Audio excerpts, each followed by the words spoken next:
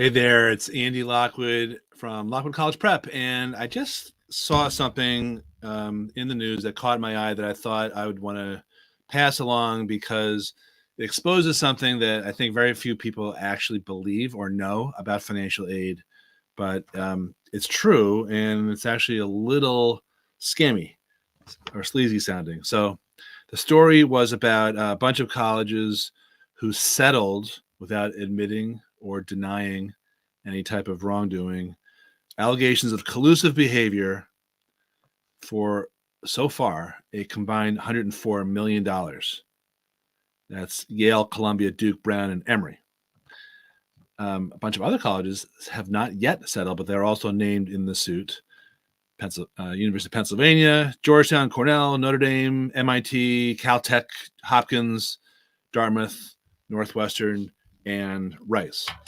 So without getting into the merits of the case, which I kind of understand but don't really, it's basically about whether colleges agree or collude on how much money they give to applicants. But the suit seemed to stop a little short of that.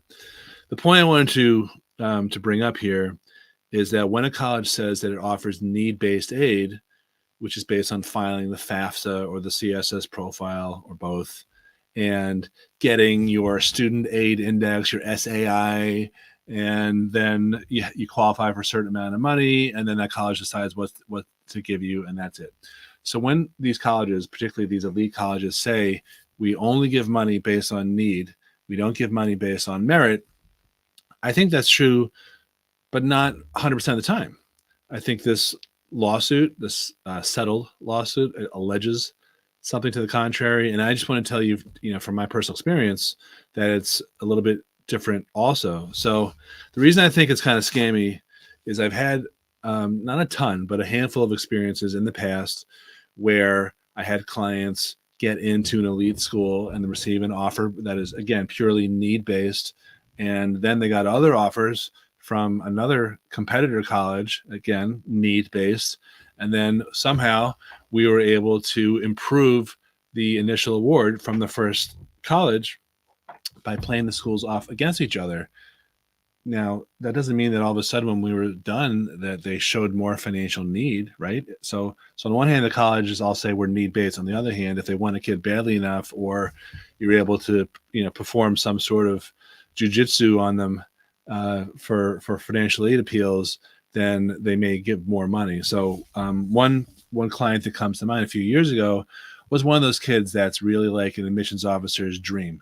Multiracial, top of his class academically, top, maybe not quite perfect, but near perfect SAT, crazy extracurricular activities, like 4 pages worth of a resume, and just a super guy. So he gets in to his top choice school, which I won't say what it is, but it's a little school in Cambridge. That's not Leslie College. Little school in Cambridge, Massachusetts.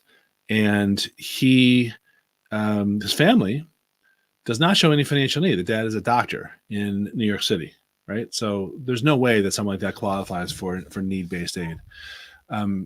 We were able to, in the beginning, from an offer of 0 in financial aid, we were able to make a couple of arguments that resulted in him getting something like $7,000. So, that was kind of a win, even though at the time the school was still very expensive. Not the way it is now, 10 years later, but still pretty expensive. All right, so then what happens? Then he gets in to a few other Ivies like Brown and Princeton and a couple of other competitive colleges. And for some reason, Princeton, which tends to be more generous than most schools, ended up giving a much better award. And the mom was, instead of being sort of astounded or impressed, which is sort of how I felt, she's like, this is ridiculous. How can they give so much money, but Harvard didn't? Oop, the little school in Cambridge doesn't. It's ridiculous. So what we ended up doing was showing the little school in Cambridge the offer of Princeton, and then went back and forth, back and forth. When the dust settled, he went from that $7,000 to like $54,000 for that year. and then every ensuing year. So that's why I say, schools that claim that they're need-based it's a little bit of BS, because there's no way that this family, with a highly compensated medical professional income deserved more money after we got finished or even before we got finished. They didn't show more financial need at all. You should always try to negotiate. So don't believe it when schools say that they're only need-based. That may be the case for 90, 95% of the clients, but who knows, maybe you're in that 5%. If you are not in one of these special categories or, crazy dramatic types of situations, and you got a financial aid offer and you're wondering, hey, where's the beef?